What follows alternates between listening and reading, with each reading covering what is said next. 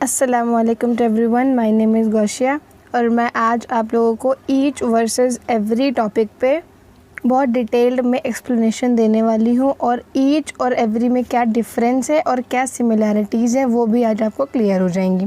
और इसके बाद आप कई सारे MCQs को ईज़िली सॉल्व कर पाएंगे, चाहे वो SSC CGL के हों, चाहे वो किसी भी कॉम्पिटिटिव एग्ज़ाम्स के हों। Okay, so let's begin. Each versus every जो हमने टॉपिक लिया है, तो सबसे पहले हम जानेंगे कि ये वर्ड्स एक्चुअली में क्या है। तो हम जानते हैं कि जो ये वर्ड्स हैं एक्चुअल में ये हैं एडजेक्टिव। पर एडजेक्टिव कैसे हैं? तो ये एडजेक्टिव ऐसे हैं कि ये वर्ड्स नाउन के पहले आके बताते हैं कितने या कौन से। जैसे हमने बोला ईच स्टूडेंट, तो ईच स्टूडेंट का मतलब क्या है? सारे स्टूडेंट्स। तो इसने बताया ना, क्वांटिटी बताई स्टूडेंट्स की, तो ईच वर्सेस एवरी क्या हुए? एडजेक्टिव हुए। ठीक, फिर इसका बेसिक मतलब क्या है? तो ईच एंड एवरी दोनों का मतलब है हर एक, लेकिन इसमें थोड़ा सा डिफरेंस है। क्या डिफरेंस है? आइए हम आगे इसको डिटेल में समझते हैं। ईच का मतलब होता है इंडिविजुअल फोकस और एवरी का मतलब होता है ग्रुप फोकस। ये जब समझ में आएगा जब हम इसको एग्जाम्पल के थ्रू समझेंगे। फॉर एग्जाम्पल, हमने इसको एज्यूम किया है there are 30 students in the class. इसके अकॉर्डिंग एग्जाम्पल सेट किए हैं। Each student got a chocolate. इसका मतलब क्या है? ईच स्टूडेंट यानी कि प्रत्येक बच्चे को चॉकलेट मिली। मतलब टीचर ने यहाँ पे एक एक बच्चे को अलग से चॉकलेट दी। यहाँ पे जैसे ही हम स्टूडेंट को ईच के साथ देखेंगे तो हमारे दिमाग में एक इमेजिनरी थिंकिंग आ जानी चाहिए कि हर बच्चे को टीचर ने एक एक करके चॉकलेट दी। यहाँ पे एक इंडिविजुअल फोकस को शो किया गया है कि हर बच्चे को चॉकलेट मिली, यानी कि हर बच्चे को अलग अलग करके चॉकलेट दी गई। ओके, फिर जैसे ही हम एवरी को स्टूडेंट के साथ देखेंगे तो हमें क्या दिमाग में आना चाहिए कि यहाँ इंडिविजुअल बात नहीं हो रही है, यहाँ पे कैसी बात हो रही है? यहाँ पे ग्रुप फोकस की बात हो रही है। एवरी स्टूडेंट वाज प्रेजेंट, यानी कि पूरी क्लास प्रेजेंट थी, कोई एब्सेंट नहीं था। यहाँ पे कुछ भी ये नहीं बताया गया कि एक एक करके बच्चों की बात करी गई है या हर एक बच्चे को प्रेजेंट कहा गया, ऐसा कुछ नहीं है। यहाँ पे ग्रुप बात करी गई है। जितने भी क्लास में स्टूडेंट प्रेजेंट थे, जितने भी क्लास में स्टूडेंट आए थे, वो सब प्रेजेंट थे। समझ में आ गई बात एवरीबडी? ठीक है, तो फिर हम अब बात करते हैं इसके। ये 4 कॉन्सेप्ट्स हैं जो आपको कॉम्पिटिटिव एग्ज़ाम्स में हेल्प करेंगे उन क्वेश्चंस को सॉल्व करने के लिए। ठीक, तो कॉन्सेप्ट 1 हम आज डिटेल में पढ़ते हैं। कॉन्सेप्ट 1 हमारा ये कहता है कि जो ईच है वो 2 या 2 से ज़्यादा लोगों या चीज़ों के लिए इस्तेमाल होता है, जबकि जो एवरी है वो 2 से ज़्यादा चीज़ों के लिए इस्तेमाल होता है, 2 के लिए नहीं इस्तेमाल होता है। यहाँ पे 3 या 3 से ज़्यादा मैंने लिखा है, यहाँ पे मतलब है 2 से ज़्यादा चीज़ों के लिए। ठीक है, बट 2 के लिए नहीं यूज़ होता है, 2 के लिए केवल ईच ही इस्तेमाल होता है। ठीक, कॉन्सेप्ट 1 क्लियर है। इसके अकॉर्डिंग हम ईच के सबसे पहले एग्जाम्पल सॉल्व करते हैं। मैंने बोला I have a book in dash hand. इसका क्या मतलब है? इसका ये मतलब है मेरे हाथ में किताब है।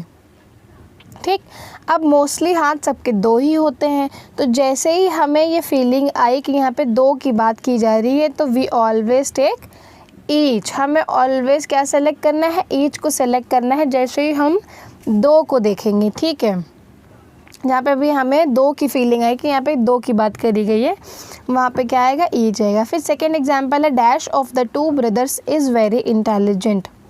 ठीक, यहाँ पे फिर हमें 2 देखने को मिला। जैसे ही हमें 2 देखने को मिला, हमें इमीडिएटली क्या लगा देना है? यहाँ पे ईच लगा देना है। ठीक है, फिर बात करते हैं एवरी की। एवरी मैंने अभी बताया ग्रुप फोकस करता है और 2 से ज़्यादा चीज़ों के लिए इस्तेमाल होता है। अब यहाँ पे कुछ भी 2 की बात नहीं हो रही है। Dash student in the class have submitted the homework.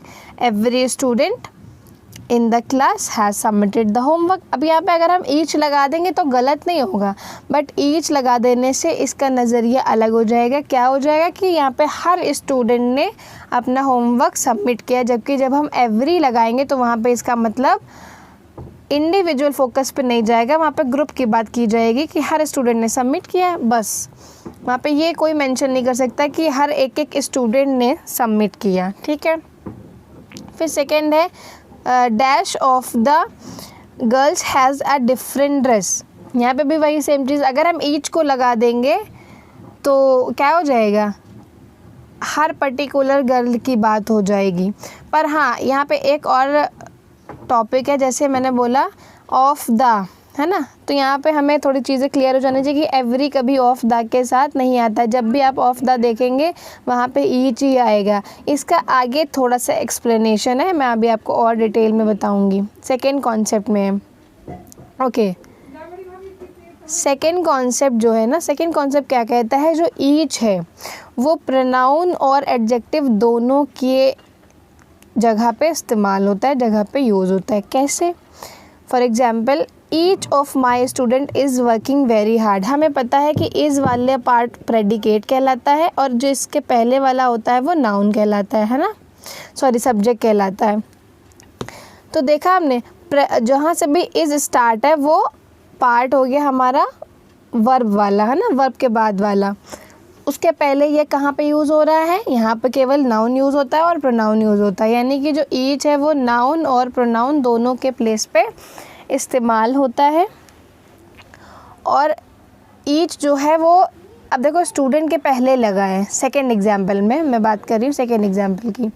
Each student के पहले लगा है तो यहाँ पे ये स्टूडेंट की क्वालिटी बता रहा है, तो ये एज अ एडजेक्टिव यूज़ हुआ है। पहला सेंटेंस है each of my student is working very hard, यहाँ पे ये किसकी जगह पे यूज़ हुआ है, प्रोनाउन की जगह पे। और each student working very hard, यहाँ पे ये एडजेक्टिव के जैसे यूज़ हुआ है। ओके, अब यही बात एवरी की है। एवरी जो होता है वो प्रोनाउन की जगह पे यूज़ नहीं होता है, एडजेक्टिव के प्लेस पे यूज़ होता है। कैसे? देखो एग्जाम्पल है, every of my student is working very hard. मैंने अभी बताया ऑफ द के साथ नहीं आता है एवरी, तो यही उसका रीज़न था उस सेंटेंस में ऑफ द ना आने का, क्योंकि एवरी जो होता है वो कभी भी प्रोनाउन के प्लेस में नहीं आता है, वो हमेशा कैसे प्लेस पे आता है, एवरी स्टूडेंट यानी कि एडजेक्टिव के प्लेस पे आता है, एडजेक्टिव के जगह पे आता है। ठीक है, तो ये सेंटेंस जैसे पहला है every of my student is working hard, ये गलत है। सेकेंड सेंटेंस जो है वो सही है, every student is working very hard. Concept clear है ना कि एवरी किस जगह पे यूज़ होता है और ईच किस जगह पे यूज़ होता है। ओके, कॉन्सेप्ट 3 पे।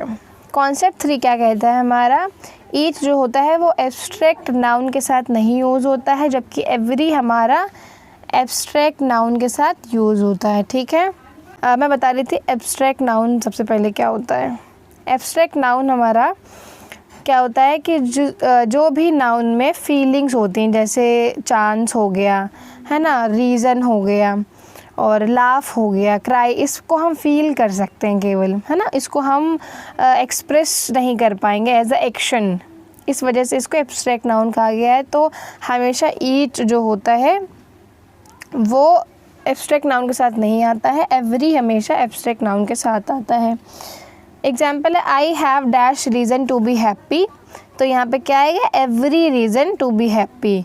सेकेंड सेंटेंस में we have dash chance of winning, यहाँ पे क्या आएगा, एवरी आएगा। पहले वाले सेंटेंस का मतलब है मेरे पास हर कारण था खुश होने का, दूसरे वाले सेंटेंस का मतलब है we have chance of winning, हमारे पास हर मौका था जीतने का, है ना। तो जब भी हम हर मौके की बात करेंगे या हर चांस की बात करेंगे तो वहाँ पे हमेशा क्या आएगा, एवरी ही आएगा। Let's move to the concept 4। Concept 4 थोड़ा सा सिंपल है और थोड़ा सा मैशी भी है। तो कॉन्सेप्ट 4 क्या कहता है, जो ईच और एवरी है जब भी ये डायरेक्टली आएंगे एज अ एडजेक्टिव, हमेशा सिंगुलर वर्ब इस्तेमाल होगी। ठीक है, और जब भी ईच के साथ ऑफ द आपको मिलेगा तो उसके बाद जो नाउन आता है वो हमेशा प्लूरल नंबर आता है, और एवरी तो ऑफ द के साथ आता ही नहीं, तो इसका रूल है ही नहीं। और एवरी जब भी आपको एज अ एडजेक्टिव मिलेगा तो वो वहाँ का भी नाउन क्या होगा, सिंगुलर होगा, और जब भी ईच दिखेगा वहाँ का नाउन भी सिंगुलर ही होगा। क्लियर? ठीक है, चलो इसका एग्जाम्पल देख लेते हैं।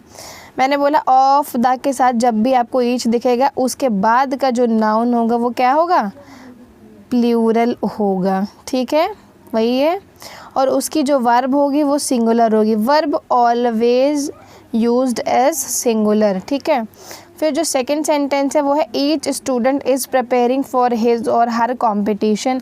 यहाँ पे भी ईच के साथ क्या है, एज अ एडजेक्टिव स्टूडेंट के साथ ईच लगा हुआ है ना, तो यहाँ पे स्टूडेंट क्या हो जाएगा, सिंगुलर हो जाएगा।